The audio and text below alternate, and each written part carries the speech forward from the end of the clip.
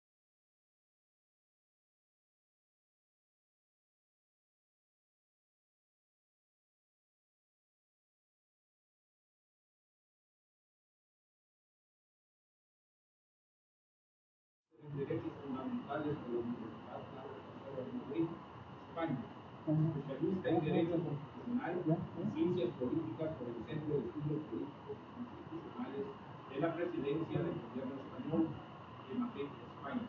Maestro en Juicios Orales por la Universidad de Chiapas, diplomado en Legislación Electoral por la Universidad Autónoma de España de Durango, licenciado en Derecho por el Instituto de Estudios Superiores de Chiapas. Académico e investigador del Instituto de Investigaciones Jurídicas de la Universidad Autónoma de Chiapas y profesor de la materia de Derecho Electoral de la Facultad de Derecho de la UNACH. Profesor invitado del Centro de Estudios para la Construcción de Ciudadanía y la Seguridad de la UNACH. Ha impartido cátedras en temas de derechos humanos y juicios orales en diversas universidades públicas y privadas e instituciones de Chiapas y Tabasco de 2011 a 2019. Ha escrito los siguientes libros: Desde el Sur, mis artículos de derechos humanos en la prensa de Chiapas, Introducción a las instituciones locales de Chiapas, Manual sobre la justiciabilidad del derecho de acceso a la información para jueces y jueces, y OXUR, debates jurídicos en torno al reconocimiento del sistema informativo nacional. Agradecemos de antemano, a nombre del señor rector Carlos Martínez Mayapa y de la doctora Mena, por la presencia del doctor Pedro Sergio Becerra Toledo y aceptar la invitación para poder estar con nosotros compartiendo esta plataforma. Les pedimos de favor a todos los asistentes en esta plataforma que mantengan sus micrófonos y cámaras apagados para que podamos desarrollar sin ningún contratiempo esta presentación. Al final de la exposición del doctor Pedro Sergio Becerra Toledo, se dará un espacio de 10 a 15 minutos para que se puedan aclarar dudas, se puedan establecer algunas preguntas y se puedan responder a esas inquietudes por parte del ponente. Nosotros, como universidad, tenemos que hacer partícipe a quienes con su trabajo diario contribuyen a la consolidación y posicionan al CEDES UNACH para impulsar el conocimiento científico y cultural y comunidad a través de su divulgación en las esferas que lo generan. Imparten, construyen y crean a fin de contribuir al mejoramiento del nivel de desarrollo de los municipios del estado de Chiapas, así como posicionar e integrar al CEDES en redes de colaboración con municipios, universidades y demás actores del desarrollo. Hoy tenemos con nosotros la participación especial del doctor Pedro Sergio Becerra Toledo, profesor investigador de nuestra universidad, y le damos la bienvenida y los dejamos con él a la voz. Muchas gracias, doctor Pedro Sergio, amigo. Adelante, por favor.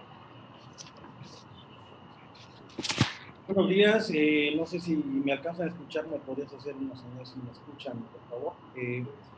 Agradezco mucho la invitación a la Universidad Autónoma de Chiapas, a la doctora Andrea Mena por la invitación, directora general del CEDES, la UNACH, y felicitaciones por este 13º aniversario. También agradezco al doctor Carlos Natarín Mandayapa, rector de la Universidad Autónoma de Chiapas. Es para mí un honor estar nuevamente en esta máxima casa de estudios de los chiapanecos y ahora en esta nueva modalidad a la que tenemos que irnos adaptando, me parece que de manera definitiva. Todo esto que estamos viviendo pues, ha acelerado muchos cambios, entre ellos pues, la forma ahora de dar clases y de celebrar foros como este. Espero si me estén escuchando de manera clara, y me gustaría pues hablar de un tema que a mí me apasiona mucho, que ha sido la parte medular de mi aprendizaje académico y también en algún momento dado como servidor público. Escogí este tema, defensores municipales de derechos humanos, porque me parece que estamos en un momento crucial en donde vendrá una avalancha jurídica respecto a la legislación sobre este tema, que de alguna otra manera hay que poner mucha atención. Bueno, y como en todas mis clases de derechos humanos, siempre comienzo hablando un poco, aunque no se tiene el tiempo suficiente, de manera muy general, la historia de los derechos humanos. Y la historia de los derechos humanos es tan antigua como la historia misma del pensamiento. La historia de los derechos humanos es tan antigua como la misma historia de la filosofía, y por tanto, pues los derechos humanos van a la par de esta historia. Y es curioso porque le decimos derechos humanos, y esto me gustaría que ustedes reflexionaran mucho durante la exposición y al final me hicieran algún comentario sobre el tema. ¿Por qué le decimos derechos humanos? La gran pregunta es, ¿hay derechos no humanos? Y lo dejo ahí en el aire, ¿no? Y entonces, para hablar de los derechos humanos, nos vamos a ir aproximadamente 3 siglos atrás, antes de que naciera Jesucristo, como referencia en una línea del tiempo, y vamos a conocer un personaje que hasta el día de hoy seguimos hablando de él, se sigue debatiendo de él, se sigue escribiendo sobre él, a pesar de que él no escribió ningún libro, porque es curioso cuando hablas de este filósofo de la antigua Grecia, Sócrates, cuando se comenta sobre el tema, algunos dicen, pues ya leí los libros de Sócrates, pero Sócrates no escribió ningún libro, todo lo que sabemos de Sócrates es a través de sus discípulos, principalmente de Platón. Y bueno, en este caso, Sócrates viene a ser el personaje principal de esta filosofía del derecho, que podemos llamarle, porque algo muy curioso como experiencia personal, es que la mayoría de los profesores que tuve no eran doctores ni maestros en derechos humanos, porque es relativamente nueva la carrera. Lo que la mayoría de los docentes son filósofos del derecho, doctores en filosofía del derecho. Pero es bien interesante porque todo esto es un debate que aún hoy en día se sigue dando en torno a la filosofía del derecho. Y como bien decíamos, este filósofo que sabemos todos a través de Platón, de los libros que escribió Platón de su mentor, hay uno en particular que siempre me llamó la atención cuando tuve la oportunidad de leerlo, porque hace un planteamiento muy interesante. Miren, los griegos aprendieron a conocer muy bien a las sociedades y al ser humano, más allá de lo que hemos evolucionado como sociedad y las tecnologías que hay, todavía seguimos aprendiendo de las enseñanzas de filósofos como Sócrates. Por ejemplo, ya desde la antigua Grecia se hablaba de democracia, en la antigua Grecia ya se hablaba, obviamente, el tema de las asambleas, aún hoy en día que está poniéndose de moda las famosas consultas, pues todo esto ya los griegos ya lo debatían y lo platicaban. Hay un libro muy interesante de Platón, que lo que siempre aportó Platón en sus libros es a través de diálogos. La manera de filosofar de Platón, o de lo que decía, según lo escribe así Platón, lo decía Sócrates, era a través de diálogos. Entonces, en estos famosos diálogos, hay un libro que se llama El Critón, que es precisamente esta historia que cuenta sobre Sócrates, que era el gran y famoso filósofo, que es procesado, es detenido, y ya por supuestas acusaciones de haber corrompido la democracia y a los jóvenes en sus famosas escuelas. Ya una vez detenido y estando en prisión, llegaron muchos amigos a plantearle la idea de poder salir o de poder escaparse, entre ellos el Critón, y es precisamente esta idea, este diálogo que tienen en la cárcel entre Sócrates y su amigo Critón, que desemboca en este libro muy interesante, porque ahí se lo recomendaría mucho que lo pudieran leer, porque ahí se plantean cuestiones que aún hoy en día tienen mucha validez, y por eso hago referencia al Critón. En este diálogo, este libro es muy pequeñito, lo pueden encontrar en cualquier librería o la pueden descargar en internet. El Critón precisamente plantea esta situación en este diálogo de Sócrates con el Critón, el tema de las leyes justas y de las leyes injustas, el tema de las acciones justas y las acciones injustas. Es donde se plantean si había que obedecer o no leyes injustas. Fíjense lo interesante y trascendente de este tema y cómo esto lo vamos a trasladar hasta nuestra Constitución. En la reforma constitucional de 2011, de junio del 2011, en su artículo primero, habla precisamente del tema del principio pro persona, que si había leyes si hay leyes que te protegen más en tus derechos humanos, pues obviamente vas a desobedecer leyes injustas y vas a aplicar esas leyes que protejan más los derechos humanos. Entonces, es bien interesante cómo el Critón, desde hace tantos siglos, ya se planteaban el tema de las leyes justas y las leyes injustas. Y también en esta parte hay algo muy interesante que hace Sócrates, bueno, lo escribe Platón, lo hace Sócrates, en esta prosopopeya de las leyes, en donde Sócrates le dice a Critón que él hace un diálogo con las leyes y hace esta representación donde Sócrates está dialogando con las leyes y le reclaman que por qué está intentando desobedecer las leyes y toda la implicación que tendría si alguien como Sócrates hubiera escapado o hubiera desobedecido las leyes. Entonces, es interesante cómo este principio tan interesante de las leyes justas e injustas trasciende en el tiempo. Va evolucionando después de Jesucristo, en esta línea del tiempo, pasamos a una época de oscurantismo. Se llama oscurantismo no porque no hubiera luz eléctrica o porque no hubiera luz del sol, sino oscurantismo porque en esta zona del occidente, de nuestro mundo, porque al hablar de los derechos humanos hay algo muy importante. El tema de los derechos humanos tiene que ver con el mundo occidental.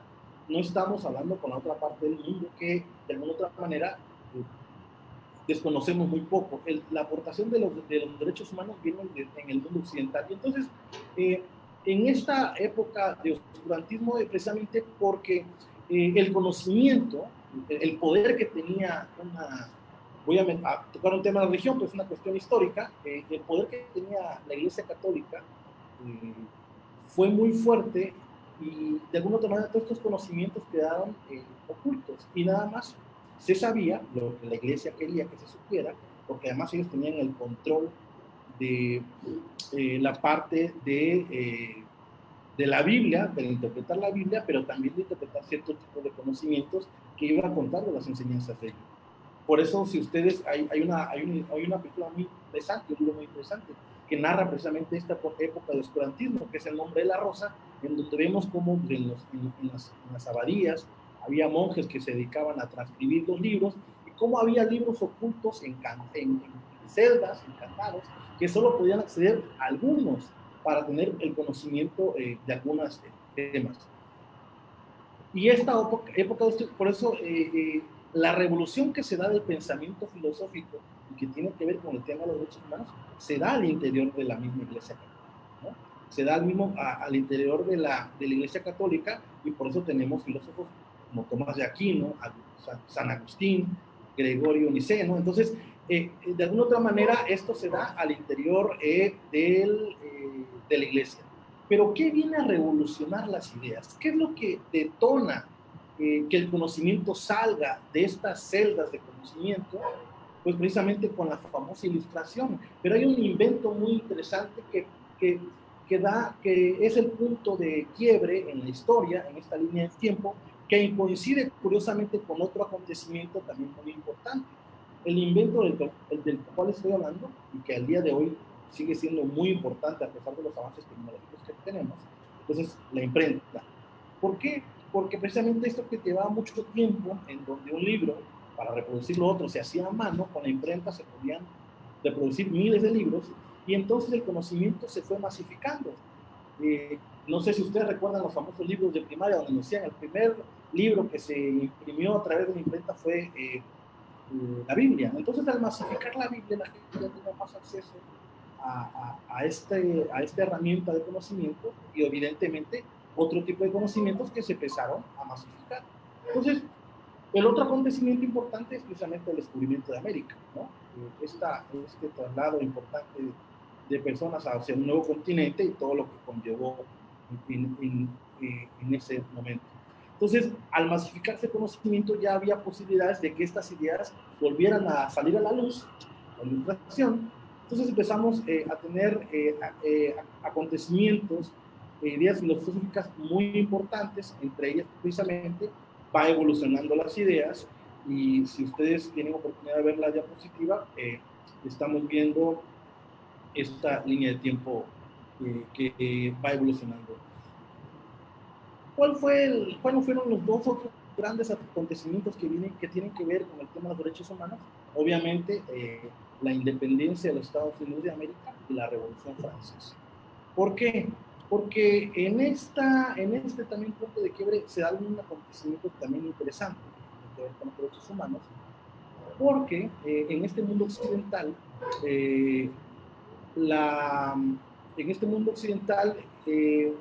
las personas que vivían en estas monarquías, obviamente las colonias las colonias americanas dependían de la corona inglesa, y obviamente la población francesa del rey, ¿no?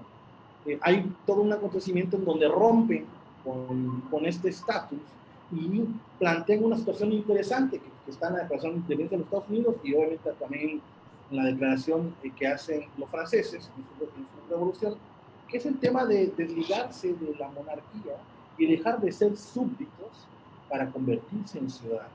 Entonces, estos dos acontecimientos son muy importantes porque plantean el tema de la dignidad de la persona y plantean el tema de los derechos individuales, el tema de la división de poderes, el tema de poder elegir a sus autoridades. En fin, plantea una serie de ideas y principios que es también un punto de quiebre en este tema de los derechos humanos. Perdón que me salte tanto en la línea del tiempo, pero es por el poco tiempo que tenemos para hablar sobre esto, porque el tema principal es los defensores municipales, pero a eso quiero llegar.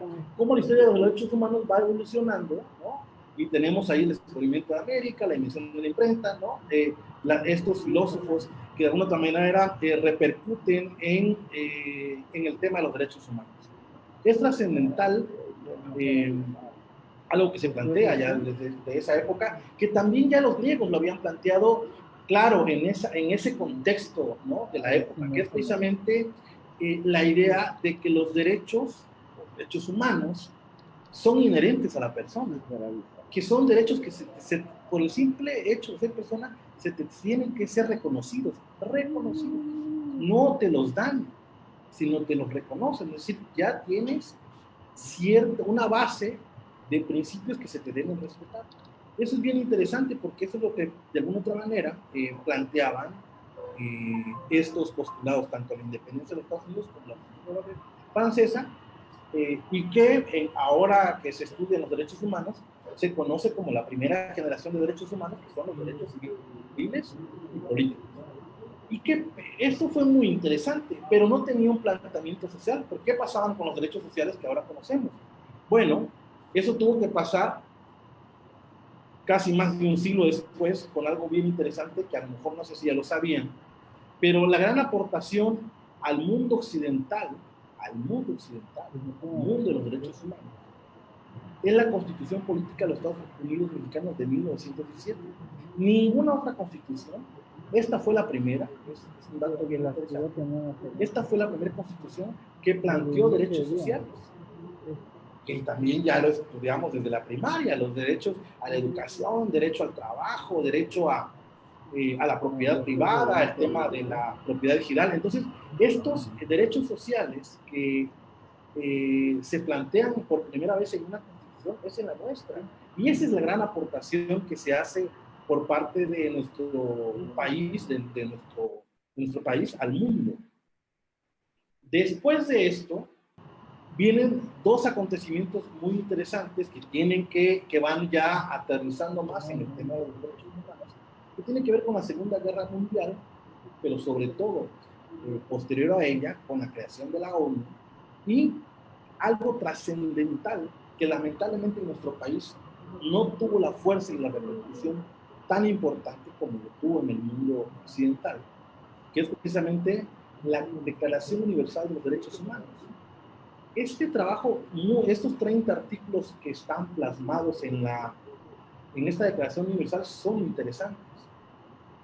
Y tan interesantes que lamentablemente en nuestro sistema jurídico estaba muy atrasado. Por eso no sé si recuerdan, quienes tuvieron la oportunidad de estudiar la licenciatura en Derecho hace algunos años, hace apenas menos de 10 años, siempre se comentaba que estábamos atrasados 50 años.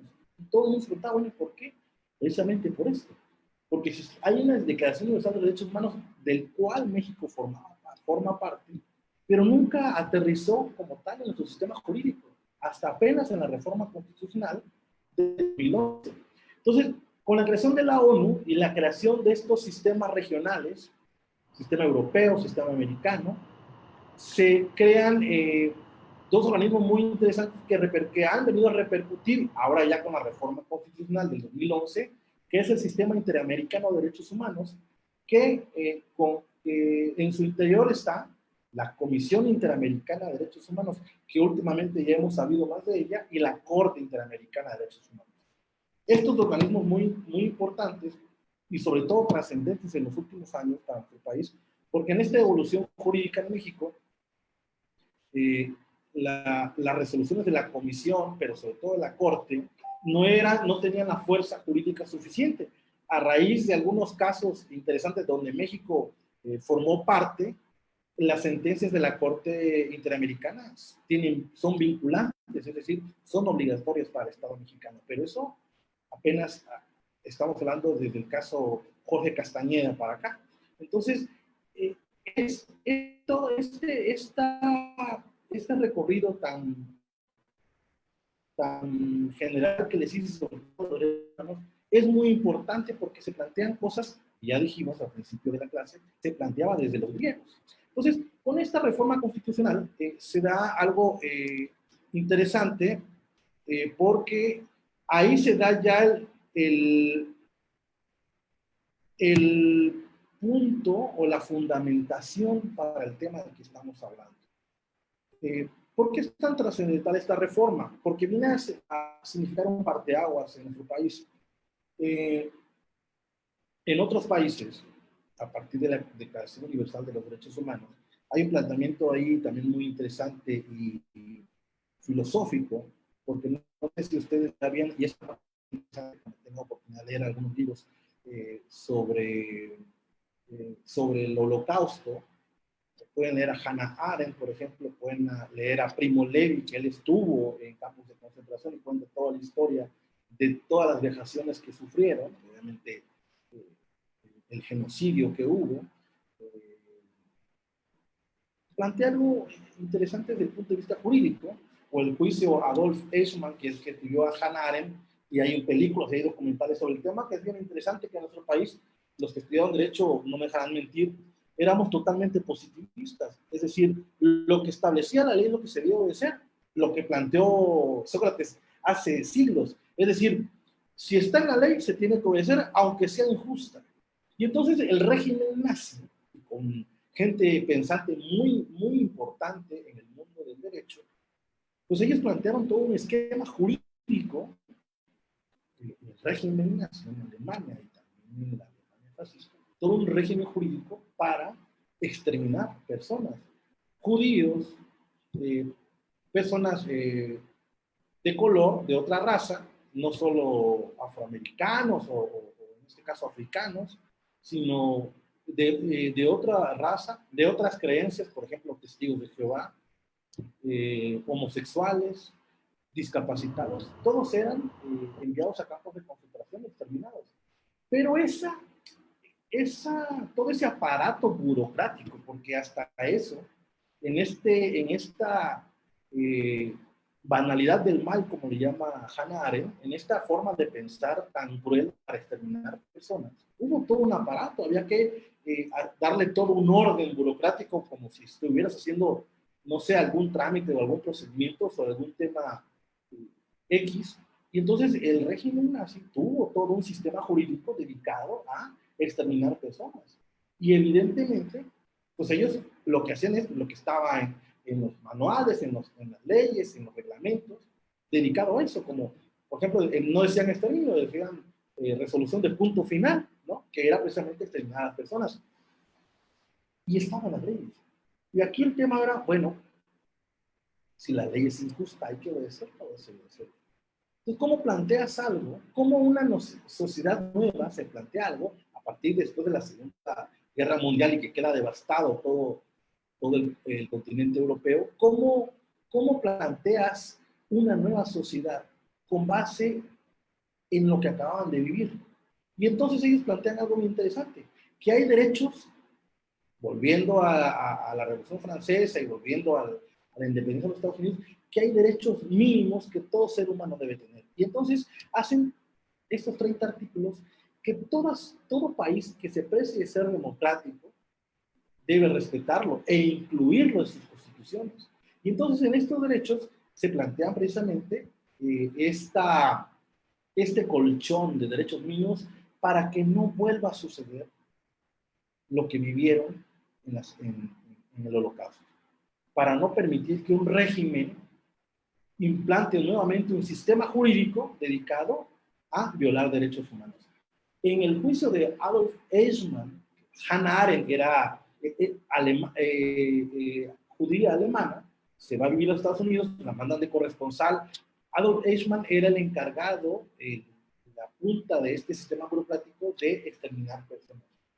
Cuando se suicida Hitler y las tropas rusas entran, todo el alto mando de este régimen huye, la mayoría se va a Brasil y a Argentina, y entonces el nuevo Estado judío, el nuevo Estado de Israel, que estaba incipiente, se dedica a ir a capturar a estos genocidas y los lleva a un juicio. Adolf Eichmann va a un juicio en Tel Aviv, en Jerusalén, y Hannah Arendt lo que hace es entrar a esas audiencias de ese juicio, y hay algo bien interesante. Ella dice: yo me esperaba encontrar un monstruo que me diera miedo, me diera temor con solo verlo. Y resulta que cuando ve a Adolf Eichmann, ve al clásico burócrata y plantea él en su defensa que lo único que hacía era hacer trámites burocráticos, que él no estaba siendo partícipe de todo un régimen de exterminio. Entonces, cuando él empieza a hacer su declaración, ahí están los videos en YouTube, los pueden ver, él hace con sus lentes, un señor delgado, y platicando como si estuviera haciendo un trámite, como si tú fueras al municipio a hacer un trámite, no sé, de pago de tu predial, de pago de tu recibo de agua potable. Él lo está contando de manera tan quitada de la pena, tan normal, tan banal, de todo lo que estaban haciendo. Entonces, esto es bien interesante porque en la Declaración Universal de los Derechos Humanos se plantea precisamente eso, que hay derechos mínimos que no se pueden, es una barrera inquebrantable, que no se pueden pasar. Lamentablemente, esta Declaración Universal de los Derechos Humanos en las universidades no se difunde masivamente y no se estudia, no se debate sobre ese tema. Y es muy importante porque esta Declaración Universal tiene que ver mucho con la reforma constitucional en materia de derechos humanos del 10 de junio del 2011. Entonces, en nuestro país, precisamente como no tenía esta obligación jurídica plasmada como tal en nuestra Constitución, que tuviera esta fuerza como lo implicó la reforma, nuestro país, después de la creación de la ONU y la Declaración Universal y muchas otras declaraciones, tratados y principios, México firmó al por mayor una serie de principios y tratados que nunca cumplió. Forma desde hace años parte del sistema interamericano y nunca cumplía.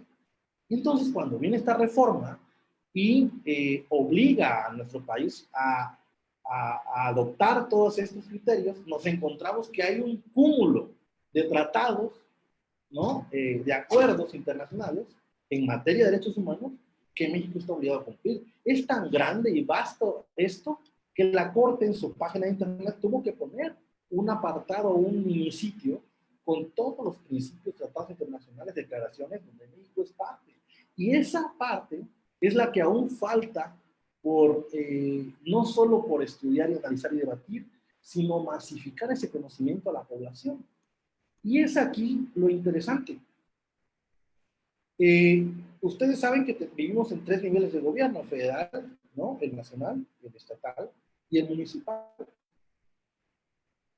A partir de estas transformaciones que vivió nuestro país en la década pasada y en esta, con el triunfo de Vicente Fox, con esta alternancia, el alto comisionado de las Naciones Unidas, junto con la mayoría de las ONGs de nuestro país, hizo un diagnóstico de la situación de los derechos humanos en México. Fue un punto de partida de un estudio bien interesante, lo pueden descargar, está en internet, y en este diagnóstico plasma precisamente una serie de cuestiones que vinieron a detonar en esta reforma constitucional, casi una década después, pero ahí plantea cosas bien interesantes que son obvias, pero que por ser tan obvias no las hacíamos, no las aterrizábamos, que es que la mayor parte de la violación a los derechos humanos se da y se sigue dando a nivel municipal y con las autoridades municipales. Entonces, el municipio es he tenido la oportunidad de trabajar 2 veces en el ayuntamiento de Tuxtla Gutiérrez, y el municipio es la parte más fuerte, más delicada en cuanto al tema de la protección de la dignidad de las personas. Falta mucho que trabajar en el tema municipal, no solo con cuestiones de seguridad pública, sino cuestiones que tienen que ver con las facultades que tiene el municipio. Me parece que esa es la otra parte que falta para materializar aún más el tema de los derechos humanos. En algunos municipios desde antes de esta reforma constitucional han hecho valer esta obligación jurídica y moral de la protección de los derechos humanos. Con la reforma constitucional, pues se plantea la obligación de promover, difundir, proteger los derechos humanos en todos los órdenes de gobierno, evidentemente en el municipio. Entonces, actualmente tenemos un sistema de derechos humanos derivado de estas reformas que hubo en los 80s, en los 90s, con la creación de la Comisión Nacional de Derechos Humanos y las Comisiones Estatales de Derechos Humanos. Sin embargo, a nivel municipal falta esta parte, pero no está exento de que no se pueda hacer. El fundamento está en el artículo 1. Entonces, algunos ayuntamientos, como el de Colima, en 1983 se estableció la figura del procurador, la Procuraduría de Vecinos, de alguna otra manera, para tratar de proteger o ayudar o trabajar en el tema de las acciones que hacían las autoridades municipales. Entonces, sí hay un antecedente a este tema, pero el planteamiento importante y la fuerza, que es lo que de alguna otra manera está incipiente, es precisamente cómo se conforma la figura de los defensores de derechos humanos a nivel municipal. Porque como nos hemos dado cuenta, pareciera que en algunos ayuntamientos están repitiendo este patrón que hubo en un principio con la creación de la Comisión Nacional. En un principio la Comisión Nacional de Derechos Humanos no era autónoma, ¿no? Entonces, sí es importante establecer muy bien el objeto de la creación de un ombudsman municipal, o mejor dicho, de una defensoría de derechos humanos a nivel municipal. Evidentemente tiene que ser de manera similar a los organismos tanto nacionales como estatales, es decir, deben tener plena autonomía, no solo jurídica o técnica, sino también financiera, porque de ahí es el punto de partida para una verdadera defensa de los derechos humanos. Por ejemplo, hay otro antecedente, lo estamos viendo en las diapositivas, en la ciudad de Querétaro también se estableció una defensoría de los derechos de los vecinos, ¿no? En el 88, en Jalisco surgió la idea de un ombudsman municipal, en Zapopan y en Tlaquepaque. De alguna otra manera esto ha ido evolucionando. Mire, los últimos grandes acontecimientos en donde ha ocurrido una violación sistemática de los derechos humanos, los últimos acontecimientos que ha habido, ha sido partícipe por acción o por omisión la autoridad municipal. El ejemplo más claro lo acabamos de vivir, creo que fue ayer. Se celebró un aniversario, no se celebró, perdón, se recordó un año más de la desaparición de los 43 jóvenes de Ayotzinapa, en donde la autoridad municipal está completamente siendo partícipes, porque lo que se ha sabido hasta el día de hoy es que los policías municipales son los que detienen a estos jóvenes. Entonces, eso es una clara muestra de que la autoridad municipal debe estar muy bien capacitada, no solo en cuestiones de conocimiento, sino capacitada de capacidad para poder, de alguna otra manera, defender los derechos humanos. En el tema de los derechos humanos, partimos de algo bien interesante, y esa palabra la utilizo no por una cuestión de insulto, porque lamentablemente en nuestro país esa palabra se usa más como un insulto y no para describir una realidad. El tema de los derechos humanos y la violación de los derechos humanos y los antecedentes de manera cotidiana tiene que ver mucho también con la ignorancia. La ignorancia de las obligaciones y facultades de una autoridad municipal. Hay límites en la actuación de la policía municipal. Hay límites en la actuación de un alcalde. Hay límites en la actuación de un síndico. Hay límites en la actuación o síndica. Hay límites en la actuación de una regidora y un regidor.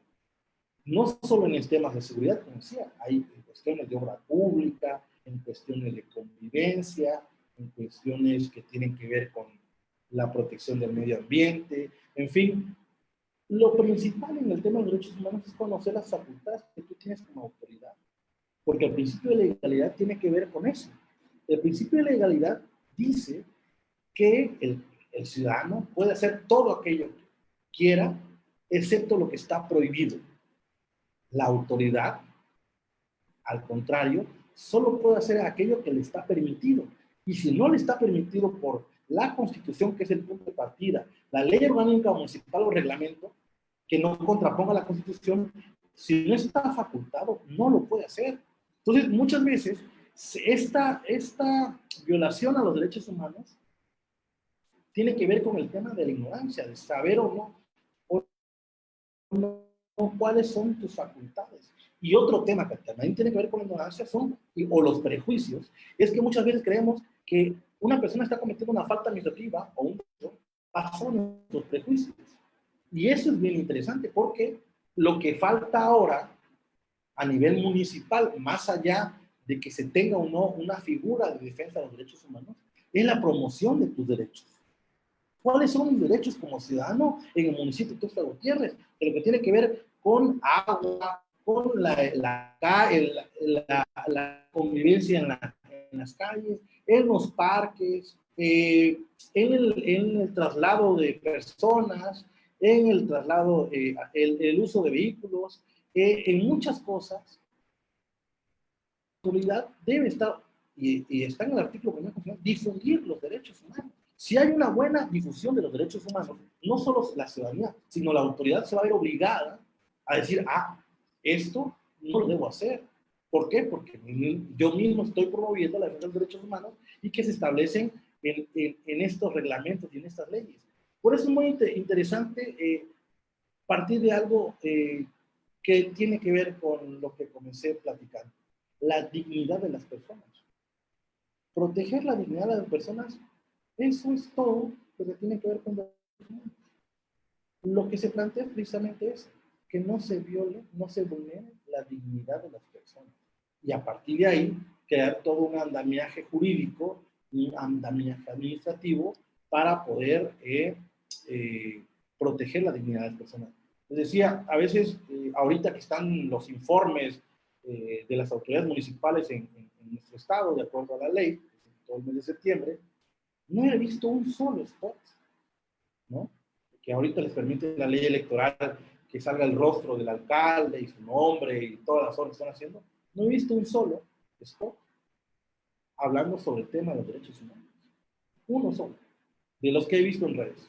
Entonces, para que nos demos cuenta que falta mucho por trabajar en el tema de los derechos humanos, no solo creando organismos, ¿no?, sino también creando mecanismos para protegerlos. Si no tenemos estos mecanismos para protegerlos, va a ser muy difícil que a nivel municipal, que como ya hemos visto, se sigan violando derechos humanos.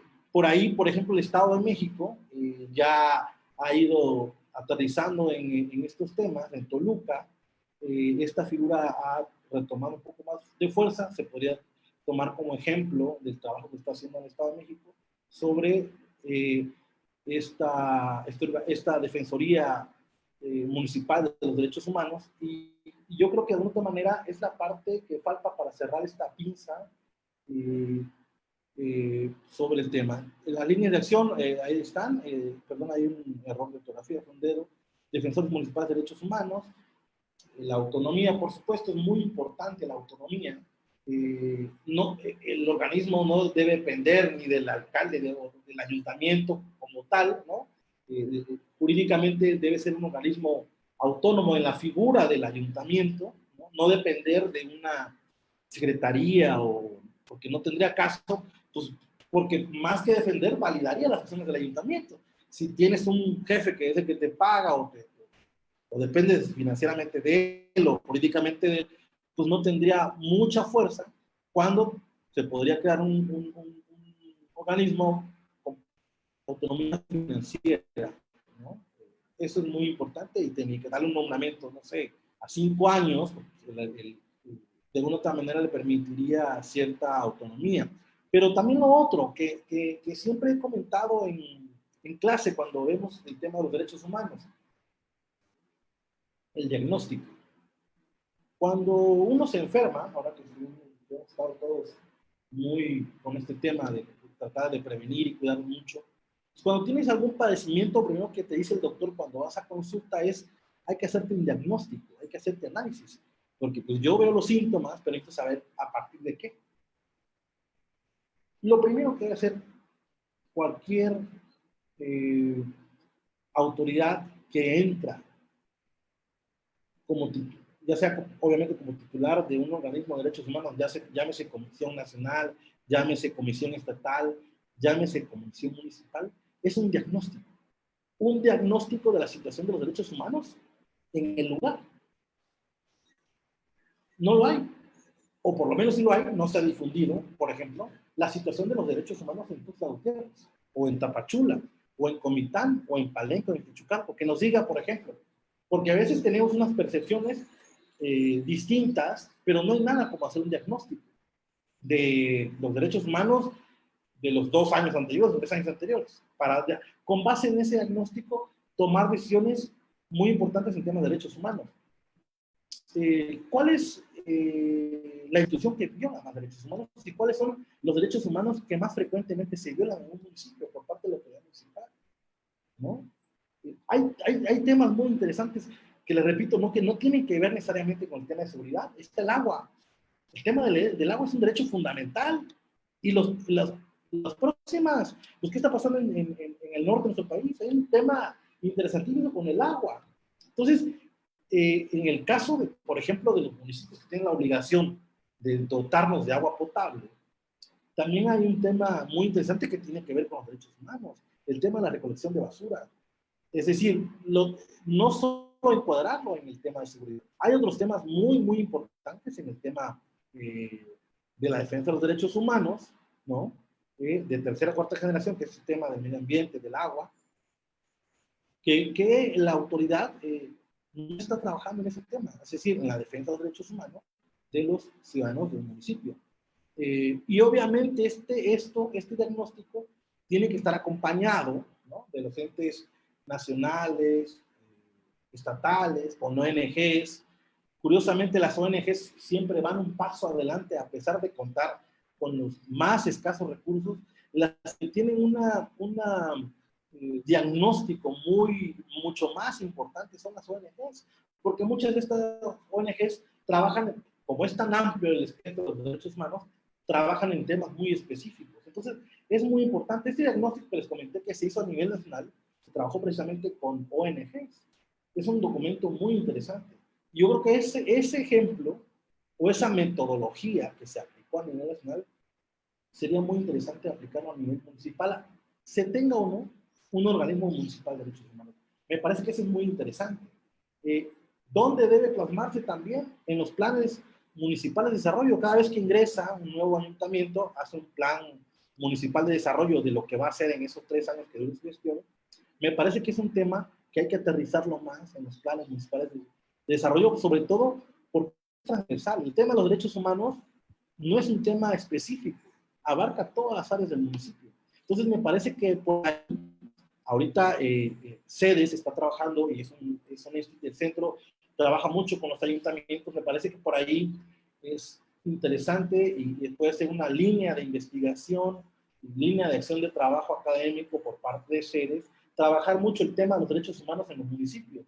Sobre todo ahora, estamos ya a un año del cambio, el cambio de las autoridades municipales, se reelijan o no, de todos modos es un cambio, y me parece que hay una ventana de oportunidad para que CEDES, UNACH, trabaje muy de cerca con los ayuntamientos en este tema. Y me parece que se pueden hacer cosas bien interesantes, porque a la misma autoridad le va a servir.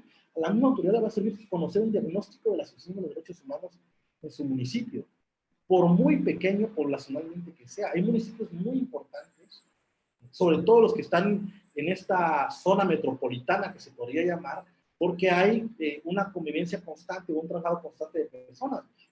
Si hablamos de Tuxtla, por ejemplo, hay una interacción constante de autoridades, de personas entre los municipios, con Berriozábal, con Suchiapa, Chiapa de Corzo.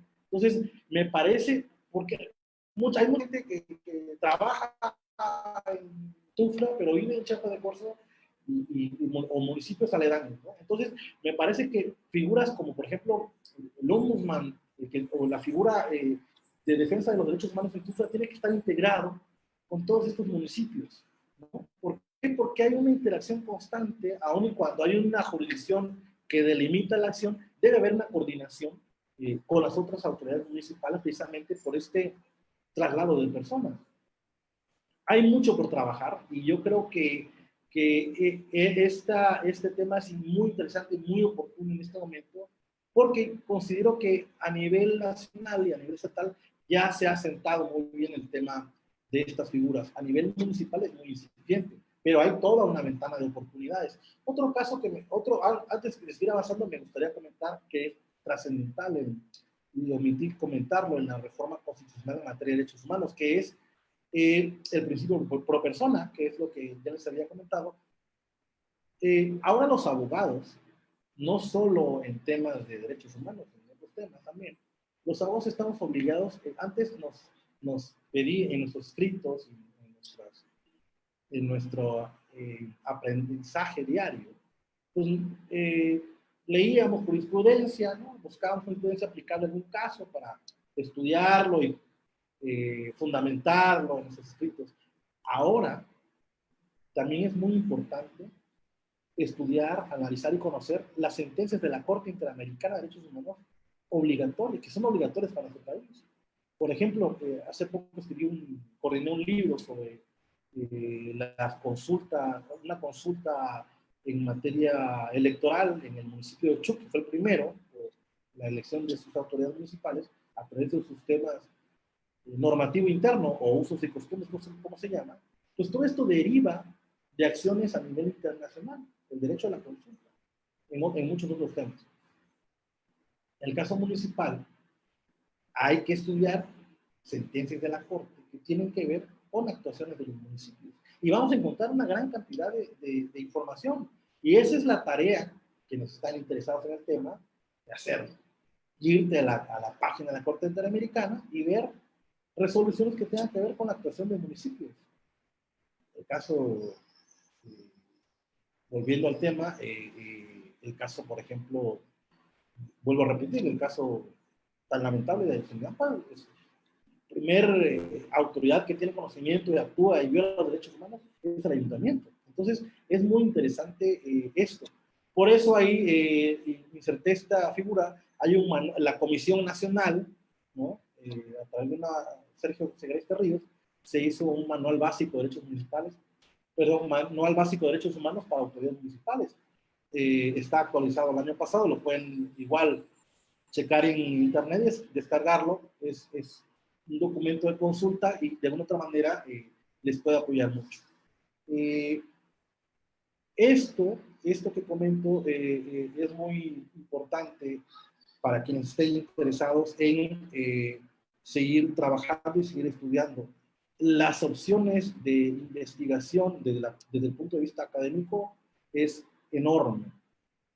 las oportunidades de acción en este tema también. Pero lo básico, y es donde el ayuntamiento, vuelvo a repetir, debe trabajar mucho, tenga o no un organismo de defensa de derechos humanos, es de la difusión, de la promoción de la defensa de derechos humanos a nivel municipal.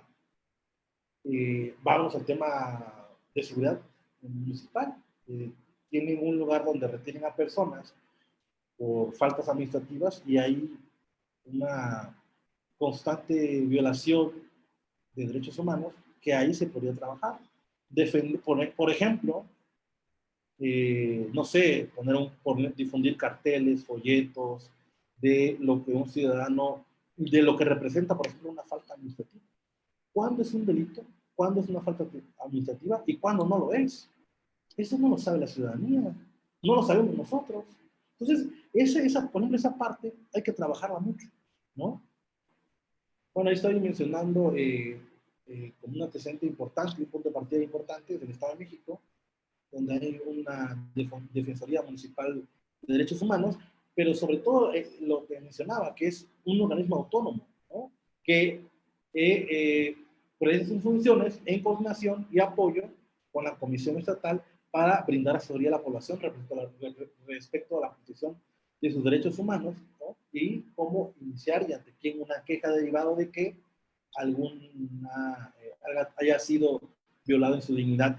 Eso es muy interesante y yo creo que es la parte que creo que hay que aterrizar más. A nivel, no solo a nivel municipal, estatal y nacional, yo creo que las autoridades deben fortalecer mucho este organismo. Siempre comento con mis alumnos que, por ejemplo, en el caso de Tuxtla, es nuestra casa y todos debemos de cuidarla. Me ha tocado, les decía, trabajar en 2 ayuntamientos y yo creo que muchas veces ya cuando se está ahí, perdemos la dimensión de dónde estamos y necesitamos dejar un legado o un trabajo que de otra manera nos beneficie. Porque no siempre vamos a estar trabajando en una dependencia, en un organismo, viendo las cosas desde otra barrera, porque también dejamos en un momento dado, vivimos en un país republicano y democrático, un día eres funcionario, otro día servidor público, otro día no, y entonces lo que hagas o dejes de hacer va a repercutir en la ciudad donde vives. Si no fortaleces el tema de los derechos humanos, al rato tú vas a ser víctima de esa violación de los derechos humanos. Entonces, los alcaldes, sobre todo, yo siempre digo que a mí cuando me ha tocado dar cursos de capacitación en materia de derechos humanos en distintas dependencias, tanto a nivel federal, municipal y estatal, lo primero que les digo es que quienes primero tienen que tomar ese curso son los que están hasta arriba. Las autoridades que toman las grandes decisiones. Porque con base en ello, con el conocimiento que se tenga en materia de derechos humanos, a partir de ahí van a tomar mejores decisiones. Por eso es muy importante que estos cursos de actualización también estén inmersos las autoridades, alcaldes, síndicos, regidores, secretarios de pública, secretario de obras públicas, secretario de protección civil, secretario de desarrollo social, titular del agua potable, en fin, todos ellos, para que haya una empatía en el servicio público. Por eso es muy importante el tema de los derechos humanos, no solo como la creación de un organismo que proteja los derechos humanos, sino como un principio transversal en la actuación de un ayuntamiento. Obviamente a nivel estatal también y a nivel federal. Ahí ya se ha trabajado más. Donde no se ha trabajado mucho es en el tema municipal. Por eso, cuando la doctora Andrea Mena me invitó, pues hicimos esta propuesta y coincidimos que era importante, y por la figura del CEDES, pues trabajar en este tema y platicar sobre este tema.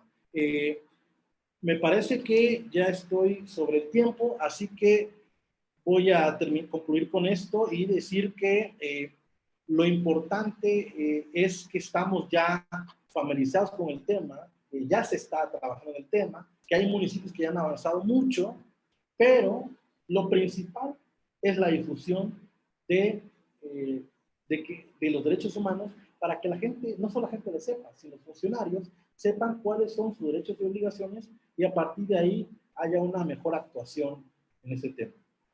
Agradezco mucho la atención prestada por parte de ustedes y quedo a sus órdenes para las preguntas que me harán llegar a través de el moderador. Agradezco mucho al maestro José Alberto Gordillo Flecha, un gran amigo de muchos años, compañero del instituto, y que ahora es doctorante y está ya también trabajando en el tema académico, y me parece que es muy, muy trascendente lo que está haciendo.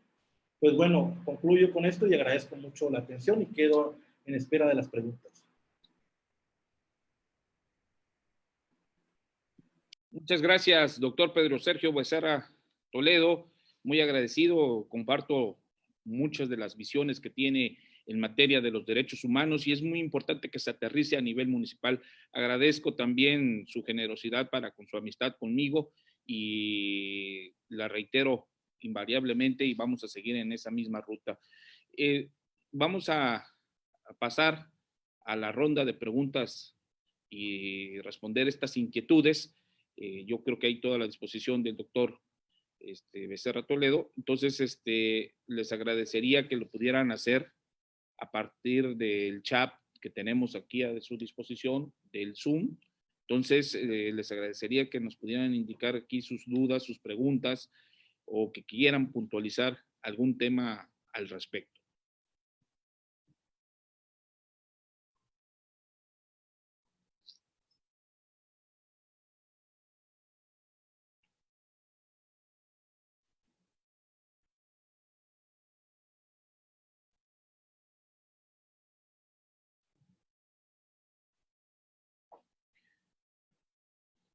Patricia Corso Gibson nos quiere preguntar algo, pero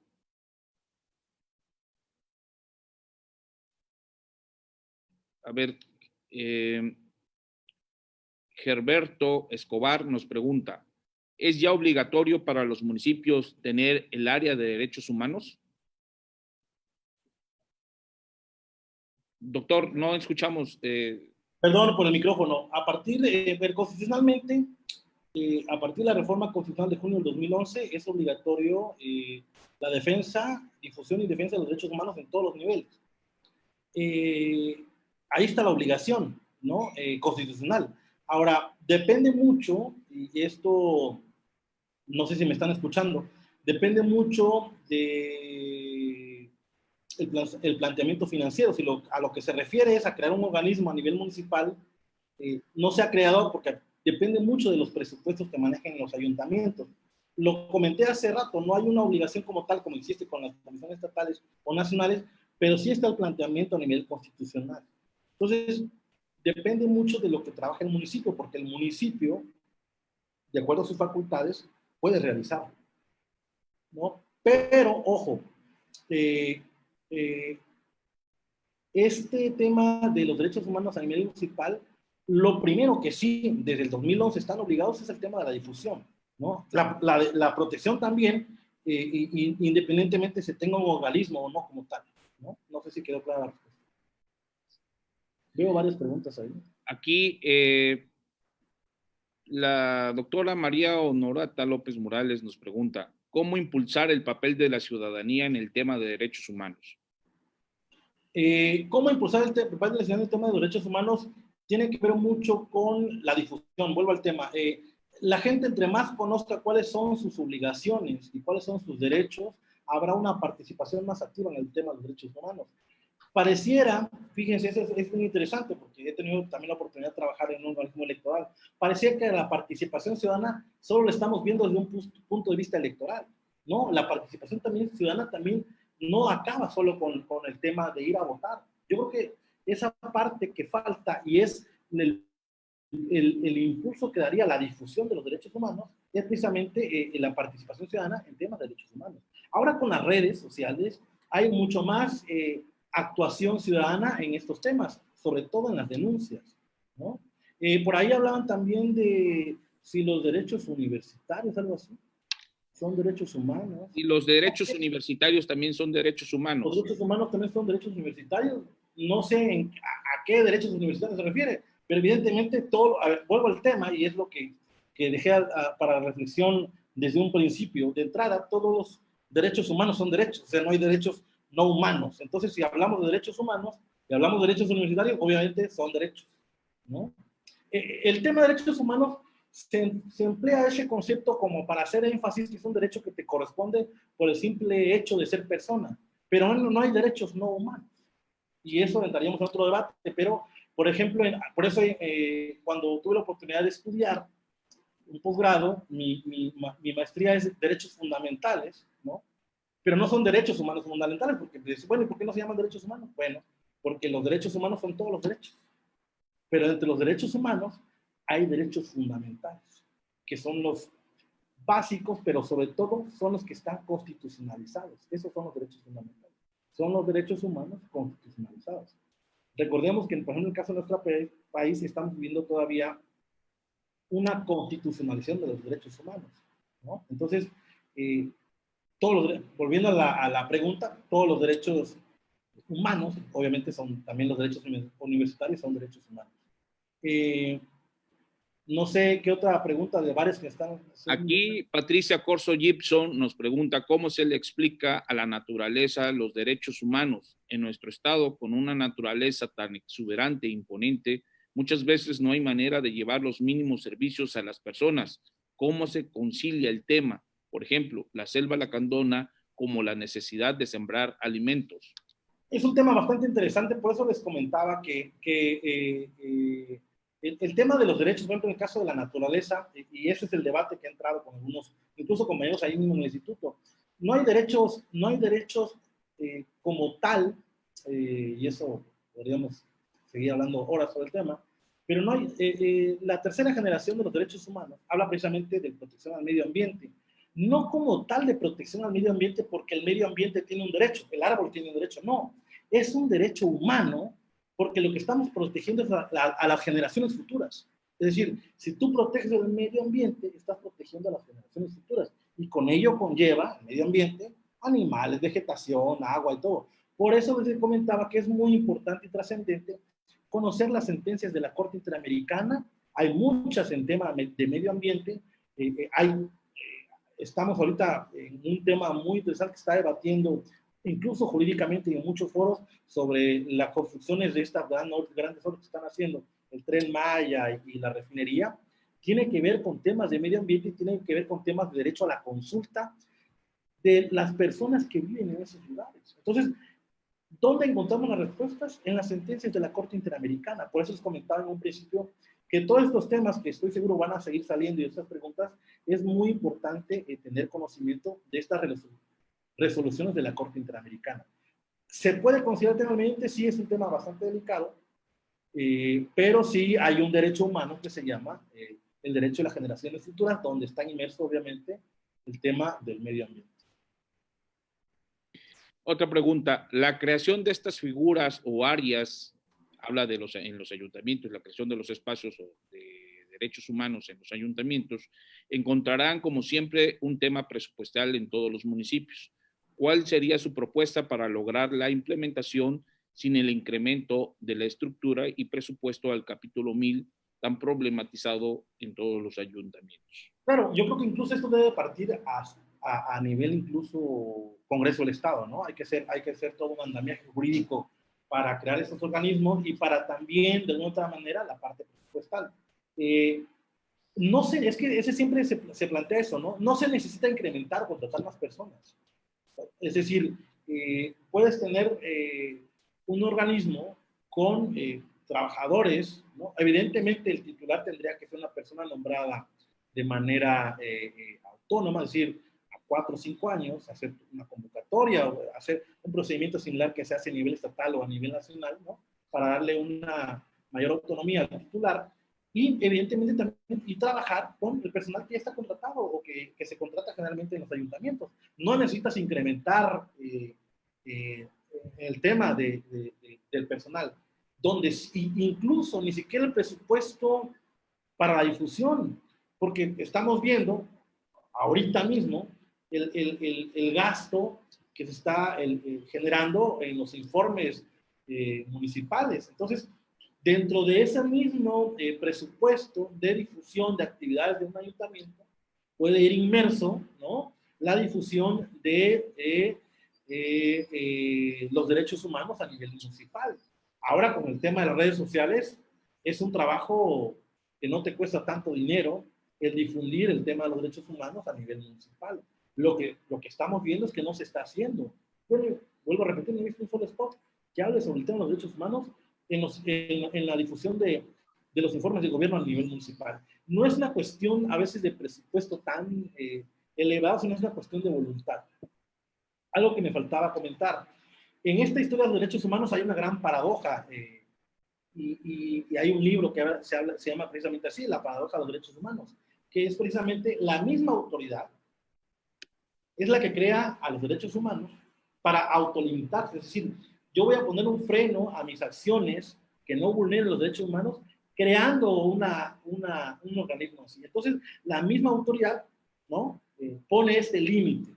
Son los límites a su autoridad. Entonces, a partir de ahí y con esta filosofía, la autoridad puede trabajar mucho en el tema de los derechos humanos, sobre todo en algo muy importante, partiendo de dos puntos. Uno, que la autoridad municipal es la que más viola derechos humanos en este país. Y punto número dos, que como vivimos en una república y en una república democrática, la autoridad municipal no va a ser siempre la misma, aun y cuando hay ahorita la figura de la reelección. Es decir, pues el alcalde, el regidor, el síndico, el día de mañana puede ser susceptible de una violación de los derechos humanos si no está fortalecida la protección de los derechos humanos en su municipio. Eso tiene que ver con una cuestión más de voluntad política, sobre todo, más que jurídica, porque el instrumento jurídico ahí está.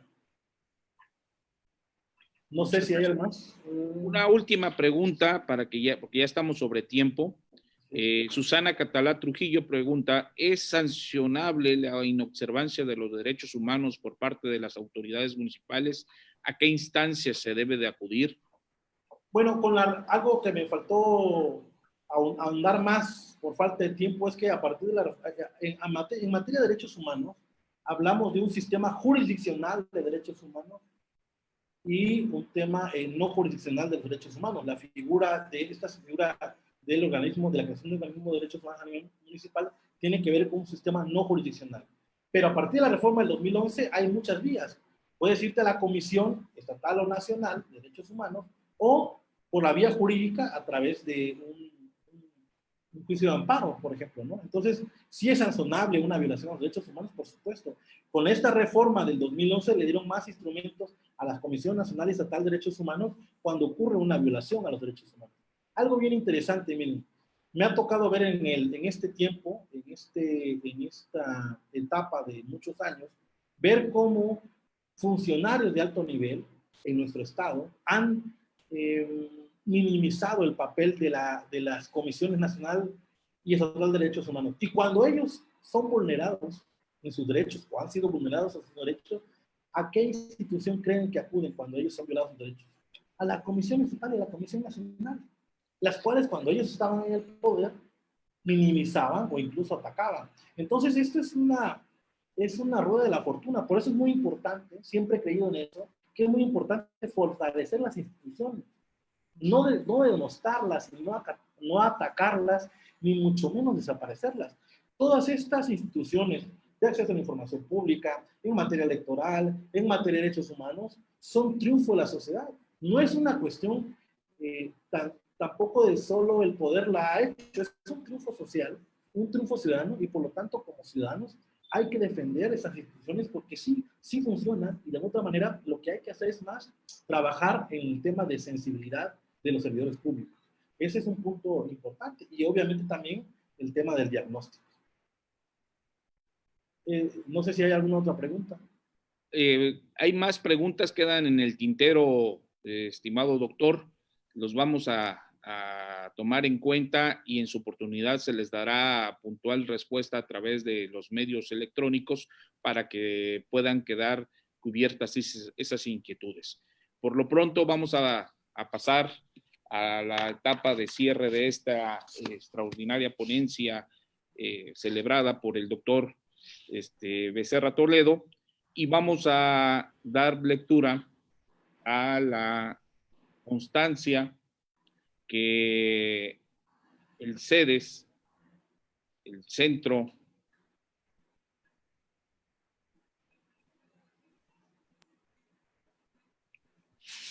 voy a dar lectura al documento de constancia que el Centro de Estudios para el Desarrollo Municipal y Políticas Públicas de la Universidad Autónoma de Chiapas otorga a nuestro ponente.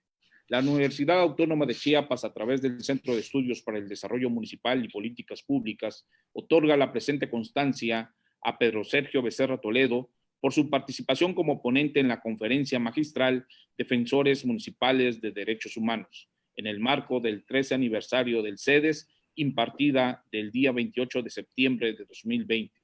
Tuxtla Gutiérrez, Chiapas, por la conciencia de la necesidad de servir, doctora Andrea Mena Álvarez, coordinadora general.